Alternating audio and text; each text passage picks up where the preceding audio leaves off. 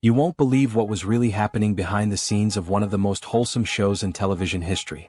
Millions of viewers tuned in every week to the Waltons, watching a close-knit Depression-era family navigate hardship with love, faith, and strength. And at the heart of that family was Grandma Esther Walton, stern, wise, fiercely loyal. But what if I told you the actress behind that comforting matriarch, Ellen Corby, may have quietly despised her on-screen grandson? That she held onto a bitter grudge, possibly until the day she died? This is the remarkable, complicated, and at times heartbreaking story of a woman who spent 60 years in Hollywood, surviving loss, fighting for respect, building love in secret, and battling illness, all while delivering performances that left an indelible mark on American culture. Let's start at the beginning. Ellen Hanson Corby was born on June 3, 1911 in Racine, Wisconsin, and raised in Philadelphia. She wasn't born into fame or luxury. Instead, she grew up in a world where hard work was the only way forward. From an early age, Ellen loved storytelling, writing, and watching people. She was a quiet observer, and she knew deep down that she wanted a life in film. In the early 1930s, she took a leap of faith and moved to Hollywood. But she didn't walk into a glamorous movie set. Her first job? A script girl. She worked at RKO and Hal Roach Studios, doing continuity, taking notes, watching everything unfold behind the camera. And while most people might have stayed in that lane, Ellen had other plans. Working behind the scenes gave her an education no acting school could. She saw great performances up close. She learned what made actors memorable. And after years of watching, she started auditioning. At first, her parts were tiny. A nurse here, a housekeeper there. Sometimes she didn't even get credited. But Ellen never gave up. She had something most people in Hollywood don't: patience. And eventually it paid off. In 1948, she landed a role that would change everything: Aunt Trina in I Remember Mama. It was subtle, heartfelt, and utterly real. Her performance earned her an Oscar nomination and won her a Golden Globe. Suddenly, after nearly 2 decades in the industry, people knew her name. That role set the tone for the rest of her career. Ellen became the go-to character actress for strong, no-nonsense women. The kind of roles that didn't scream for attention but stuck with you long after the credits rolled. Over the next 20 years, she appeared in Shane, Sabrina, The Young Lions, and countless television dramas. Whether she had 2 lines or 20, she made you believe her. Then came 1972, and everything changed again. The Waltons was a quiet, thoughtful family drama that no one expected to become a hit. But it did. And Ellen's role as Grandma Esther Walton became the emotional backbone of the show. She was strong, stubborn, and full of heart, exactly the kind of woman Ellen had spent her life becoming. She won 3 Emmys and a Golden Globe for that performance. Viewers adored her. She was a symbol of stability, faith, and love during a time when the world felt uncertain. But behind the scenes, not everything was as warm and fuzzy as it seemed. Enter Richard Thomas, the young actor who played John Boy Walton.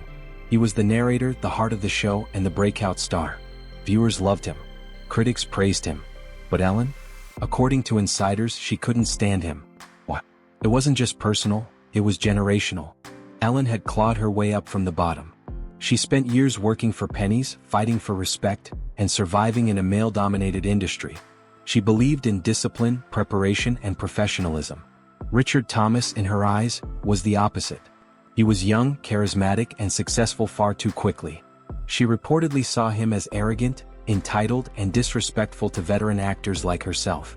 And that resentment? It didn't go away. As Richard's role on the show expanded, Ellen's animosity deepened. Crew members noticed she avoided him off-set. She rarely had anything kind to say. And when he left the Waltons in 1977 to pursue other projects, Ellen took it personally. She saw it as selfish, a betrayal of the show's spirit. In her eyes, he had turned his back on the family. Now, to be clear, this feud was never publicly confirmed. Ellen never gave a tell-all interview. There were no dramatic fights caught on camera. But according to those who were there, the tension was real, and it lasted. But Ellen's story isn't defined by conflict. It's defined by resilience. In November 1976, at the height of her fame, she suffered a massive stroke. It left her partially paralyzed and with a severe speech impairment. For most people, that would have ended their career. But not Ellen. She fought back. Through months of therapy and rehab, she slowly regained her ability to speak and walk.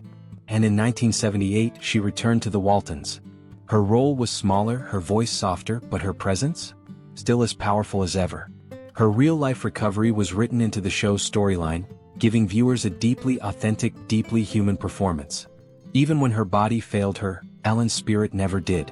And while her on-screen presence was powerful, her personal life was just as quietly revolutionary.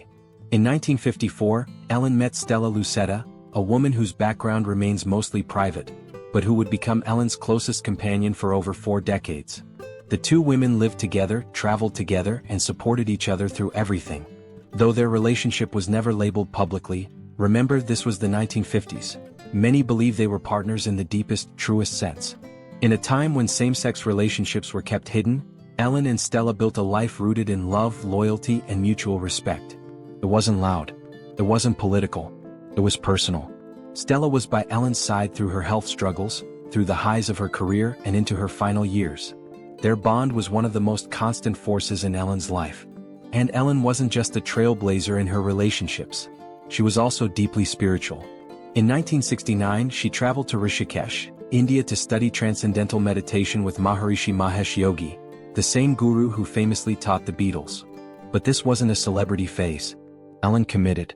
She became a certified teacher and integrated meditation into her daily routine.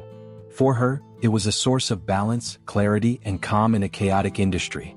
As she aged, Ellen moved into the motion picture and television country house and hospital in Woodland Hills, a facility for retired entertainers.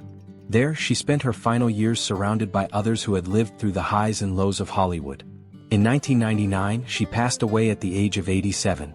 She was laid to rest at Forest Lawn Memorial Park in Glendale, a serene, historic cemetery where many of Hollywood's greatest rest. Her grave is modest, quiet, just like her. But for those who visit, her legacy echoes louder than any headstone. Because Ellen Corby wasn't just a beloved grandmother on TV. She was a survivor, a fighter, a deeply principled woman who lived life on her own terms. Her performances had depth because she had depth. She wasn't perfect. She held grudges. She could be harsh, but she was real. And in an industry full of illusions, that's what made her unforgettable. So the next time you see her on screen, whether as Grandma Walton, Aunt Trina, or any of the dozens of roles she gave her heart to, remember the woman behind the character. The battles she fought, the love she quietly built, and the legacy she left behind. If you love stories like this, real, raw, and unforgettable, don't forget to hit that like button and subscribe. Because behind every icon, there's always more to the story.